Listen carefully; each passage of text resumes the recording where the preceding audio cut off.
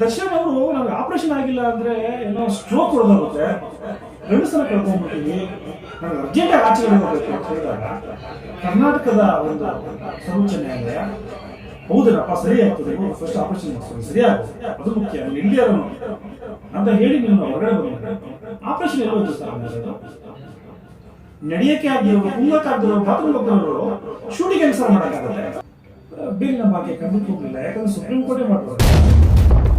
ಬೇಲಿನ ಭಾಗ್ಯ ಖಂಡಿತ ಹೋಗ್ಲಿಲ್ಲ, ಯಾಕಂದ್ರೆ ಸುಪ್ರೀಂ ಕೋರ್ಟೇ ಮಾಡ್ಬೋದಲ್ಲ. ಕೇಸ್ ನಿರ್ಧಾರ ಆಗೋವರೆಗೂ ಕೂಡ ದರ್ಶನ್ ಅವರ ಹೊರಗಡೆ ಬರೋ ಅಂತ ಸೌಭಾಗ್ಯ ಖಂಡಿತವಾಗ್ಲೂ ಇಲ್ಲ.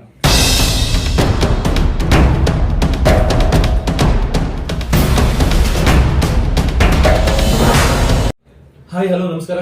ನಾನು ನಿಮ್ಮ ಮಿಸ್ಟರ್ ಮಧು ಮಾತಾಡ್ತಿರೋದು. ಸೊ ನಿಮಗೆ ಗೊತ್ತಿರ್ಬೋದು ಏನೆಲ್ಲ ಆಯ್ತು ನಿನ್ನೆ ಇನ್ಸಿಡೆಂಟ್ ಅಂತ.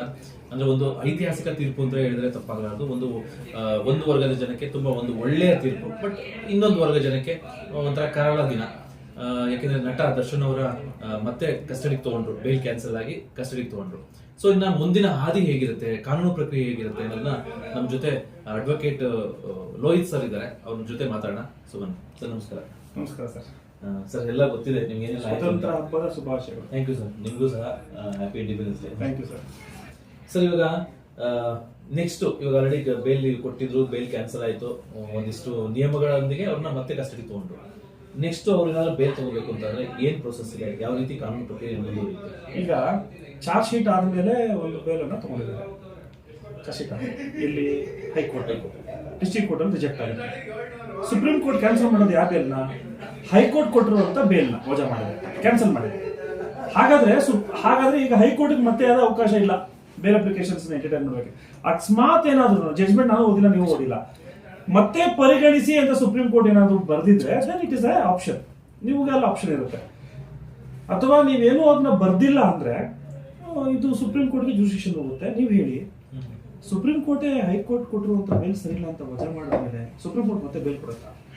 ಇದು ಕಾಮನ್ ಸೆನ್ಸ್. ಇವಾಗ ಕಾನೂನು ಎಲ್ಲಿ ಬೇಕಾದ್ರೂ ಫೈಲ್ ಮಾಡ್ಬೋದು, ರಿಸಲ್ಟ್ ಬಗ್ಗೆ ಹೇಳ್ತಾ ಇದ್ದೀನಿ ನಾನು. ಸೊ ನನ್ನ ಅನಿಸಿಕೆಯ ಪ್ರಕಾರ ಕೇಸ್ ನಿರ್ಧಾರ ಆಗೋವರೆಗೂ ಕೂಡ ದರ್ಶನ್ ಅವರ ಹೊರಗಡೆ ಬರೋ ಅಂತ ಸೌಭಾಗ್ಯ ಖಂಡಿತವಾಗ್ಲೂ ಇಲ್ಲ. ಈ ರೈಲು ಗೀಲೆಲ್ಲ ಮುಗಿದೋಯ್ತು ಅಂತ ಅನ್ಕೊಳ್ಳೋದು ಒಳ್ಳೇದು ಅನ್ನೋದು ನನ್ನ ಅಭಿಪ್ರಾಯ. ಅಂದ್ರೆ ಏನ್ ಟ್ರಯಲ್ಸ್ ಇದೆ, ಟ್ರಯಲ್ ಸ್ಟಾರ್ಟ್ ಆಗುತ್ತೆ. ಸುಪ್ರೀಂ ಕೋರ್ಟ್ ಅಲ್ಲೇ ಹೇಳಿದೆ, ತ್ವರಿತ ರೀತಿಯಲ್ಲಿ ತಾವು ಬೇಗ ಬೇಗ ಎವಿಡೆನ್ಸ್ ಮುಗಿಸಿ ಅಂತ ಹೇಳಿದೆ. ಬೇಗ ಬೇಗ ಬೇಗ ಬೇಗ ಎವಿಡೆನ್ಸ್ ಮುಗಿಸಿ ಅಂತಲೂ ಕೂಡ ಆದೇಶ ಮಾಡಿದೆ. ಇವ್ರ ಆಚರಣೆ ಇದ್ದಷ್ಟು ಕೂಡ ಸಾಕ್ಷಿ ನಾಶ ಮಾಡುವಂತ ಬಲಿಷ್ಠರು ಅಂತಲೂ ಕೂಡ ರೆಕಗ್ನೈಸ್ ಮಾಡಿದೆ, ಪಾಯಿಂಟ್ ಮಾಡಿದೆ, ನೋಟಿಸ್ ಮಾಡಿದೆ. ಅದನ್ನೆಲ್ಲಾನು ಸಾಕ್ಷಿ ನಾಶ ಅಂದ್ರೆ ಯಾವಾಗ ಸಾಕ್ಷಿಗಳು ಕೋರ್ಟಿಗೆ ಬಂದು ಹೋಗೋವರೆಗೂ ಕೂಡ ಸಾಕ್ಷಿ ನಾಶ. ಹಾಗಾದ್ರೆ ಸಾಕ್ಷಿಗಳೆಲ್ಲ ಕೋರ್ಟಿಗೆ ಬಂದು ಸ್ಟಾರ್ಟ್ ಆಗ್ತಾರೆ, ಚಾರ್ಜ್ ಆಗುತ್ತೆ ಕೇಸು. ಸೊ ಅಲ್ಲಿವರೆಗೂ ಕೂಡ ಯಾವುದೇ ರೀತಿಯಾದ ನಾನು ಹೇಳ್ತಾ ಸತ್ಯ, ಅಲ್ಲಿ ಯಾರು ಪರ ವಿರೋಧ ಏನೂ ಇಲ್ಲ. ಬೇಲಿನ ಭಾಗ್ಯ ಖಂಡಿತ ಹೋಗ್ಲಿಲ್ಲ, ಯಾಕಂದ್ರೆ ಸುಪ್ರೀಂ ಕೋರ್ಟೇ ಮಾಡಿರೋದಲ್ವಾ. ನನ್ನ ಒಂದು ಅನಿಸಿಕೆಯಲ್ಲಿ ಬೇರೆ ಒಂದು ಅಕ್ಯೂಸ್ 7, 12 ಅವ್ರಿಗೇನಾದ್ರು ಒಂದು ಭಾಗ್ಯ ಇರ್ಬೋದು, ಬಟ್ ಅಕ್ಯೂಸ್ ನಂಬರ್ 1, 10, 2, 3 ಎಲ್ಲ ತುಂಬ ಕಷ್ಟ ಇದೆ. ಮತ್ತೆ ಇದೇನು ಆಶ್ಚರ್ಯ ಸಂಗತಿ ಅಲ್ಲ, ಎಷ್ಟೋ ಕೊಲೆ ಪ್ರಕರಣಗಳಲ್ಲಿ ನಾವು ಟ್ರಯಲ್ ಮಾಡಿರ್ತೀವಲ್ಲ, ಎಷ್ಟೋ ಪ್ರಕರಣಗಳಲ್ಲಿ ಒಂದು ಕೋರ್ಟ್ ಮಾಡಬಲ್ಲೆ. ಟೋನಿ ಮತ್ತು ಸೂರ್ಯ ಕೊಲೆ ಪ್ರಕರಣದಲ್ಲೂ ಅಷ್ಟೇ, ಪೆದ್ಗುಂಡ ಅನ್ನೋ ಆ ಒಂದು ತಂಡದಲ್ಲೂ ಕೂಡ ಯಾವುದೇ ರೀತಿಯಾದ ಬೇಲ್ ಸಿಗ್ಲಿಲ್ಲ. ಕೊನೆ ಕೇಸ್ ಮುಗಿಯೋರು ಕೇಸ್ನ ಮುಗಿಸ್ಕೊಂಡು ಆಚೆ ಬರುತ್ತಾರೆ, ಅದನ್ನ ಆ ಭಾಷೆಯಲ್ಲಿ ಹೇಳ್ತಾರೆ, ಕೇಸ್ ಮುಗಿಸ್ಕೊಂಡು ಆಚೆ ಹೋಗ್ಬಿಡಿ ಅಂತಾರೆ, ಮುಗಿಸ್ಕೊಂಡು ಹೋಗ್ಬಿಡಿ ಅಂತ. ಸೊ ಆ ರೀತಿಯಾದ ಒಂದು ಸಿಚುವೇಶನ್ ಅಲ್ಲಿ ಬಂದಿದೆ. ಅದು ಬಿಟ್ಟು ಬೇಲ್ ಗೀಲ್ ಅನ್ನೋಂಥದ್ದು ಬಹಳ ಕಷ್ಟವಾದ ವಿಷಯ.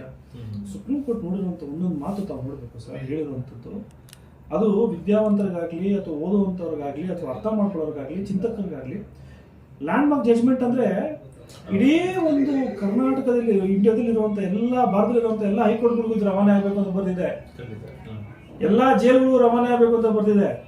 ಸೂಪ್ರಿಡೆಂಟ್ ಯಾರು ಅಂತ ಕೇಳಿದೆ, ತಮಾಷೆಲ್ಲ ಸುಪ್ರೀಂ ಕೋರ್ಟಿನ ಪೆನ್ ಇದೆಯಲ್ಲ ಅದು ಶಾರ್ಪೆಸ್ಟ್ ಇಂದ ಶಾರ್ಪ್. ಭಾರತದಲ್ಲಿರೋರಾಗಲಿ ಬೇರೆ ಅದು ಮುಗೀತು. ಅದೊಂದು ಅಕ್ಷರ ಬರೆದ್ರು ಕೂಡ ಅದು ಎಷ್ಟೋ ಬೆಲೆ. ನಾವೆಲ್ಲ ಸಿನಿಮಾದಲ್ಲಿ ಹೇಳ್ತೀವಿ 300 ದಿನ 1000 ದಿನ, ನೋನೋ ಅದು 1,00,000 ದಿನ ಒಂದು ಸೈನಿಗೆ. ಒಬ್ಬನ ಜೀವನ, ಒಂದು ಕುಟುಂಬದ ಜೀವನ, ಒಂದು ದೇಶದ ಭವಿಷ್ಯ, ಅವೆಲ್ಲ ಸುಪ್ರೀಂ ಕೋರ್ಟ್ ಇರುವಂಥದ್ದು ಸರ್. ಅದನ್ನ ಅವರು ಅಂತ ಒಂದು ದೇವ್ರ ರೀತಿಯಲ್ಲಿ ಕುಂತಿರುವಂಥ ನ್ಯಾಯಾಧೀಶರುಗಳು ಏನೋ ಒಂದು ಪಾಯಿಂಟ್ ಮಾಡಿದ್ದಾರೆ, ಆ ಪಾಯಿಂಟ್ ಸರಿ ಇದೆಯಲ್ಲ ಸರ್. ಸಾರ್ವಜನಿಕ ವಲಯದಲ್ಲಿ ನಾವು ನೋಡಿದೀವಲ್ಲ. ಈಗ ನೀವು ಹೇಳಿ, ಇವಾಗ ನಾನು ನಿಮ್ಮ ಒಂದು ಇಂಟರ್ವ್ಯೂ ತಗೊಂಡಿದ್ದೀನಿ ಅಂತ ಅನ್ಕೊಳ್ಳಿ.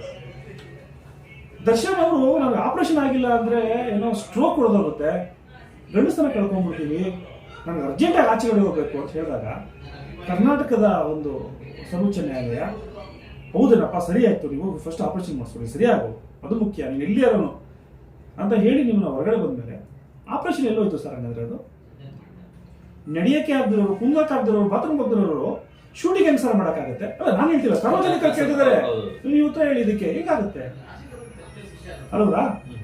ಆಮೇಲೆ ನೆಕ್ಸ್ಟ್ ಫಾರಿನ್ ಹೋಗಿ ಶೂಟಿಂಗ್ ಅಂತೆ, ಡ್ಯಾನ್ಸ್ ಅಂತೆ. ಸೊ ಇವೆಲ್ಲವೂ ಕೂಡ ನಾಟಕ ಅಂತ ಹೇಳಿದಾಗ ಅದು ಯಾರು ಮುಂದೆ ಮಾಡ್ತಿದ್ದೀರಿ ಸರ್? ಜನರಿಗೇನೋ ಸಿನಿಮಾದಲ್ಲಿ ಬಿಸಾಕ್ತೀರಿ, ನಾವು ತಗೊಂತೀವಿ. ನೀವು ಮಾಡೋದೆಲ್ಲ ಒಂದೊಂದು 25 ಸಲ ಟೇಕೆ, ಕೈ ಎತ್ತಕ್ಕೊಂದು 3 ಸಲ ತಗೊಂತೀರಿ, ಕಾಲು ಉಂಗನಕ್ಕೆ ಅಂತ ಹೇಳ್ತೀರಿ. ಯಾರೋ ಅಂಧ ಭಕ್ತರುಗಳೆಲ್ಲ ಅದಕ್ಕೆ ಪಾಪ ಏನೋ ಮಾಡಲಿ, ಅದು ಅವ್ರ ಅಭಿಮಾನಿಗಳು ಎಲ್ಲರೂ ಅಷ್ಟೇ. ಕೆಲವು ಯಾಕಂದ್ರೆ ರಾಜ್ಕುಮಾರ್ ಅಭಿಮಾನಿಗಳಲ್ವಾ, ನಾವು ಇವಾಗ ವಿಷ್ಣುವರ್ಧನ್ ಅಭಿಮಾನಿಗಳಲ್ವಾ, ಸುದೀಪ್ ನೋಡಲು ಖುಷಿ ಅಲ್ವಾ, ಎಷ್ಟು ನೋಡೋದು ಎಲ್ಲರೂ ದರ್ಶನ್ ಫಿಲ್ಮ್ ನೋಡಿದ್ವಿ ನಾವು. ಹೌದು, ಒಂದು ಏಜಲ್ಲಿ ಅದು ಬರುತ್ತೆ ಅಭಿಮಾನ ಅನ್ನೋದು, ಬಟ್ ಕಂಟಿನ್ಯೂ ಆಗೋದು ಕೊನೆಗೆ ಕರೆಕ್ಟ್ ಆಗಿರುವಂಥ ವ್ಯಕ್ತಿ ಮೇಲೆ ಮಾತ್ರ. ಅಭಿನಯ ಒಂದು ಕಡೆ, ಆದರೆ ವ್ಯಕ್ತಿತ್ವ ಇರುತ್ತಲ್ಲ ಅದು ಕೊನೆ ಕಂಟಿನ್ಯೂ ಆಗುತ್ತೆ, ಪ್ರೀತಿಯಿಂದ ಕಂಟಿನ್ಯೂ ಆಗುತ್ತೆ ಯಾರ ಮೇಲೆ. ಸೊ ಇದನ್ನ ನೀವು ಇದರ ಕೋರ್ಟ್ ಮುಂದೆ ಮಾಡಿಬಿಟ್ರೆ ಹೆಂಗೆ, ನ್ಯಾಯಾಲಯದ ಮುಂದೆ ಮಾಡಿಬಿಟ್ರೆ ಹೆಂಗೆ ಸಿನಿಮಾನ? ಬಂದ ತಕ್ಷಣ ಹೆಂಗೆ ಇಟ್ಕೊಂಡು ನಡೆಯೋದು? ಇದೆಲ್ಲ ಸಾರ್ವಜನಿಕ ಡಿಸ್ಕಷನ್ ಆಗ್ತಿದೆ ಸರ್. ಯಾರು ಕೂಡ ಏನು ಮಾತಾಡೋಕ್ಕಾಗ್ತಿಲ್ಲ, ಯಾರು ಏನು ಹೇಳೋಕ್ಕಾಗ್ತಿಲ್ಲ. ಅಂದ್ರೆ ಅವರಿಗೆ ಬೆನ್ನೋವು ಇಲ್ಲ ಅಂತಾನೆ ಕನ್ಸಿಡರ್ ಮಾಡ್ಬೋದು ಸರ್ ಇದನ್ನ ನೋಡಿದ್ರೆ. ಆ ಮೆಡಿಕಲ್ ಎಮರ್ಜೆನ್ಸಿ ಇಲ್ಲ ಅನ್ನುವಂಥದ್ದು ಬೆನ್ನೋವು ಇದೆಯಲ್ಲೂ ಗೊತ್ತಿಲ್ಲ, ನೋವಿರೋರಿಗೆ ಗೊತ್ತಿರುತ್ತೆ ಸರ್. ಬಟ್ ಆ ಒಂದು ಮೆಡಿಕಲ್ ಎಮರ್ಜೆನ್ಸಿ ಇಲ್ಲ. ಏನು ನೀವು ಆಪರೇಷನ್ ಆಗಿಲ್ಲ ಆಗ್ತದೆ, ನೀವು ಹೇಳೋದಲ್ಲ ಆಪರೇಷನ್ ಆಗಲೇಬೇಕು, ಆಗಿಲ್ಲ. ಅದಾದ್ಮೇಲೆ ಕೆಲವೊಂದು ತೀರ್ಮಾನಗಳಾಯ್ತು, ಅಂದ್ರೆ ಚಿಕಿತ್ಸೆ ಮುಖಾಂತರ ಇದು ಮಾಡ್ಬೋದು, ಆಪರೇಷನ್ ಆದ್ರೆ ತುಂಬಾ ತೊಂದರೆ ಆಗುತ್ತೆ. ಇದರ ಕೋರ್ಟ್ಗೆ ಹೇಳಿದ್ರ ತಾವು ಚಿಕಿತ್ಸೆ ಮುಖಾಂತರ ನಾವು ಮಾಡ್ಕೋಬಹುದು ಅಂತ ಹೇಳಿದ್ರೆ ಕೋರ್ಟ್ಗೆ?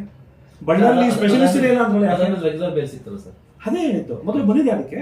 ಈಗ ಮೊದಲು ಬಂದಿದೆ ಅದಕ್ಕೆ ಸರ್, ಇಂಟರ್ಮೀಡಿಯೇಟ್ ಬೇಲ್ ಸಿಕ್ಕಿದೆ, ಇಂಟ್ರಿಮ್ ಬೇಲ್. ಏನಕ್ಕೆ ಬಂದಿದೆ ಅದು? ಅದೇನಕ್ಕೆ ಬಂದಿದೆ ಅಲ್ವಾ? ಶ್ಯೂರಿಟಿ ಅದು ಯಾವ್ದ್ರ ಮೇಲೆ ಕೊಟ್ರಿ? ಇಂಟ್ರಿಮ್ ಬೇಲ್ ಕೊಡ್ತೀವಿ, ಆಮೇಲೆ ರೆಗ್ಯುಲರ್ ಬೇಲ್ ಆಗುತ್ತೆ. ನೀವು ರೆಗ್ಯುಲರ್ ಬಗ್ಗೆ ಮಾತಾಡಕ್ ಹೋಗ್ಬಿಟ್ಟು, ನೀವು ಏನಾದ್ರು ಇಂಟ್ರಿಮ್ ಬೇಲ್ ಆಗದಿರೋ ಹಾಗೆ 8 ತಿಂಗಳು 9 ತಿಂಗಳು ಆದ್ಮೇಲೆ ರೆಗ್ಯುಲರ್ ಬೇಲ್ ಆಗಿದ್ರೆ ಇದು ಸುಪ್ರೀಂ ಕೋರ್ಟ್ ತನಕ ಹೋಗ್ತಾನೆ ಇರಲಿಲ್ಲ ಸರ್. ಸೊ ಇದು ತುಂಬಾ ದೊಡ್ಡ ತಪ್ಪಾಗಿದೆ ಅವ್ರ ಕಡೆಯಿಂದ. ಖಂಡಿತವಾಗ್ಲು ಸರ್. ಏನಂದ್ರೆ ನೀವು ಸಮಾಜಕ್ಕೆ ಮಣ್ಣರ್ಚಕ್ ಆಗಲ್ಲ, ನ್ಯಾಯಾಲಯಕ್ಕೆ ತಾವು ಏನೋ ಒಂದು ಮಾಡಕ್ಕಾಗಲ್ಲ. ನೀವು ಎಲ್ಲರೂ ಕಣ್ಣು ಯಾವ ಕೊಲೆಯ ಪ್ರಕರಣದಲ್ಲಿ ಇಂಟ್ರಿಮ್ ಬೇಲ್ ತಗೊಂಡು ಬರ್ತಾನೆ ಸರ್? ಅಲ್ಲಿ ಹಾರ್ಟ್ ಅಟ್ಯಾಕ್ ಆದವನೇ ಅಲ್ಲೆಲ್ಲೋ ಅಡ್ಮಿಷನ್ ಆಗಿರ್ತಾರೆ ವಿಕ್ಟೋರಿಯಾ ಹಾಸ್ಪಿಟಲ್ ಅಲ್ಲಿ. ಶುಗರ್ ಬಂದು ಡಯಾಬಿಟಿಕ್ ಬಂದವನು ಬಿದ್ದಿರೋನು ಕೂಡ ಬೇಲ್ ಸಿಗಲ್ಲ. ಕ್ಯಾನ್ಸರ್ ಬಂದಿರೋನು ಟ್ರೀಟ್ಮೆಂಟ್ ಅಲ್ಲೇ ಆಗುತ್ತೆ. ಅರ್ಥ ಮಾಡ್ಕೊಳ್ಳಿ, ಹಿಂಗಿದೆ. ಅಂದ್ರೆ ಸೊಂಟ ನೋವು ಬಂದಿರೋರಿಗೆ ಆಪರೇಷನ್ ಒಪಿನಿಯನ್ ಮಾಡಿಕೊಟ್ಟ ತಕ್ಷಣ ಕೊಲೆ ಕೇಸಲ್ಲಿ ಬೇಲ್ ಆಗುತ್ತೆ ಅಂದ್ರೆ ನಾಳೆ ಎಲ್ಲರಿಗೂ ಸೊಂಟ ನೋವು ಬರುತ್ತೆ ನೋಡಿ. ಸೊ ಸಿಸ್ಟಮ್ ಚೇಂಜ್ ಆಗುತ್ತೆ. ನಾನು ಹೇಳ್ತಿರೋ ತಪ್ಪೇನಿಲ್ಲ, ಅವ್ರು ಮಾಡಿದ ತಪ್ಪು ಇವ್ರು ಮಾಡಿದ ಸರಿ ನಾನು ಹೇಳ್ತಾ ಇಲ್ಲ. ಇದು ವಿಷಯ. ಇದನ್ನ ನನಗೆ ಎಷ್ಟೋ ಜನ ಫೋನ್ ಮಾಡೋರು, ಏನು ಸರ್ ದರ್ಶನ್ ಅಂತ ದೊಡ್ಡ ಕೇಸಲ್ಲೇ 6 ತಿಂಗಳು ಬೇಲ್ ತಗೊಂಡ್ಬಿಟ್ರು, ನೀವು ನಮ್ಗೆ ಮಾಡೋಕ್ಕೆ ಆಗ್ತಿಲ್ಲ ಸರ್? ಎಲ್ಲ ನಾವು ಒಬ್ಬರೇ ಅಲ್ಲ, ಎಲ್ಲ ಲಾಯರ್ಗಳು ಕೇಳುವಂಥದ್ದು, ಎಲ್ಲರೂ ಈ ಪ್ರಶ್ನೆ ಇತ್ತು. ಸೊ ಎಲ್ಲೋ ಒಂದು ಕಡೆ ಏನೋ ಒಂದು ತಪ್ಪುಗಳು ಆಗ್ಬಿಟ್ಟಿದ್ದಾವ. ನಾನು ಹೈಕೋರ್ಟ್ ಮಾಡಿದ ತಪ್ಪು ನಾನು ಮಾಡಲ್ಲ ಅಂತ ಸುಪ್ರೀಂ ಕೋರ್ಟ್ ಹೇಳಿದೆಯಲ್ಲ ಸರ್. ನಾವು ಒಬ್ಬ ವಕೀಲನಾಗಿ ಅಥವಾ ವಕೀಲ ಆಗಿಲ್ಲಂದ್ರೂ ಕೂಡ ಸಮಾಜದಲ್ಲಿ ಒಬ್ಬ ಒಳ್ಳೆಯ ಸಿಟಿಸನ್ ಆದಾಗ ಸುಪ್ರೀಂ ಕೋರ್ಟ್ ಏನೋ ಮಾತಾಡಿದ್ರು ಕೂಡ ನಮಗೆ ಅದು ದೊಡ್ಡ ಮಾತದಲ್ಲ. ಅಯ್ಯೋ ಇನ್ನೊಂದ್ಬಿಡಲ್ಲ.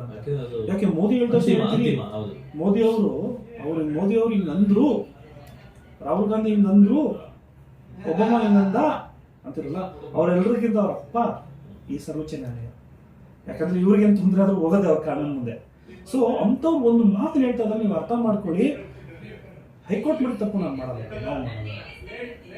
ಸೂಪ್ರಿಡೆಂಟ್ ಯಾರು? ಈ ದೇಶದಲ್ಲಿ ಏನ್ ನಡೀತಾ ಇದೆ ಅಂತ ಕೇಳಿದೆ ಪ್ರಶ್ನೆ. ಸೊ ಹಾಗಾಗಿ ಐತಿಹಾಸಿಕ ತೀರ್ಪು ಅಂತ ಹೇಳ್ಬೋದು. ಐತಿಹಾಸಿಕ ಅಂದ್ರೆ ಸಮಾಜವನ್ನ ತಿದ್ದುವಂತ ತೀರ್ಪು ಸರ್. ಯಾರು ಜೈಲಿಗೆ ಹೋಗ್ತಾನೋ ಆತ ಪರಿವರ್ತನೆಯಾಗಿ ಆಚೆ ಬರಬೇಕು. ಇಲ್ಲಿ ಪರಿವರ್ತನೆ ಆಗ್ತಿಲ್ಲ, ಪರಿಣಿತನಾಗಿ ಆಚೆ ಬರ್ತಾ ಇದ್ದಾನೆ. ಆ ಒಂದು ಸಿಸ್ಟಮ್ನ ನಾವು ಕ್ರಿಯೇಟ್ ಮಾಡೋದು. ನಾವು ಅಂದ್ರೆ ಯಾರು? ಸಮಾಜದಲ್ಲಿ ಇರುವಂತಹ ಪೊಲೀಸರುಗಳು, ಜೈಲಿನಲ್ಲಿ ಇರುವಂತಹ ಆರಕ್ಷಕರು ಅಂತ ಹೇಳ್ತಾರೆ, ಅವರು ಅಲ್ಲಿ ಕೆಲಸ ಮಾಡುವಂಥವ್ರು, ಅವ್ರಿಗೆ ಏನು ಬೇಕೋ ಸುಖ ಸಂತೋಷವನ್ನು ಎಲ್ಲವನ್ನೂ ಕೂಡ ಹಣಕ್ಕಾಗಿ ಮಾರ್ಕೊಳ್ಳುವಂಥದ್ದು. ಕೊಡ್ಲಿ, ಆಯ್ತು, ಹ್ಯೂಮನ್ ರೈಟ್ಸ್ ಇದೆ, ಲಿಬರ್ಟಿ ಕೊಡೋಣ, ಪರಿವರ್ತನೆ ಮಾಡಬೇಕು. ಇವಾಗ ಒಬ್ಬ ಒಳ್ಳೆ ಸ್ಟ್ರಿಕ್ಟ್ ಮೇಸ್ಟ್ ಇರಬೇಕು, ಅವನು ಒಳ್ಳೆಯವನಾಗಿರ್ಬೇಕು. ಸ್ಟ್ರಿಕ್ಟ್ ಆಗಿದೆ ಅಂತಷ್ಟೇ ಕೆಟ್ಟವನಲ್ಲ, ಅವನು ಒಳ್ಳೆಯವನೇ. ಅವನ ಉದ್ದೇಶ ನಮ್ಮ ಒಳ್ಳೇದಕ್ಕೇನೆ ಇರುತ್ತೆ, ಕನ್ವರ್ಟ್ ಮಾಡ್ತಾ ಇರಬೇಕು, ನಮ್ಮ ಒಳ್ಳೇದಕ್ಕೆ ಇರುತ್ತೆ. ನಾವು ಆತ ಕೆಟ್ಟವನು ಅಂತ ನಾನು ಹೇಳೋಕ್ಕಾಗಲ್ಲ ಸರ್. ಅವ್ರು ಒಳ್ಳೆಯವನು, ಬಟ್ ಸ್ಟ್ರಿಕ್ಟ್ ಆಗಿದ್ದಾರೆ. ಅವ್ನು ಯಾಕೆ ಆ ಥರ ಇದ್ದಾರೆ, ಅವ್ರು ಇದ್ದಾರೆ ಅಂದರೆ ನನ್ನ ತಿದ್ದೋಕಿದ್ದಾರೆ.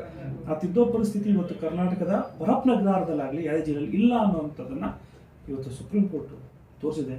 ಇದಕ್ಕಿಂತ ನಮ್ಗೆ ಅವಮಾನ ಬೇಡ. ಬೇಡ ಸ್ವಾಮಿ, ಇದಕ್ಕಿಂತ ದೊಡ್ಡ ಅವಮಾನ ಬೇಡ ಅನ್ನೋದು ನಮ್ಮ ಅಭಿಪ್ರಾಯ ಸರ್.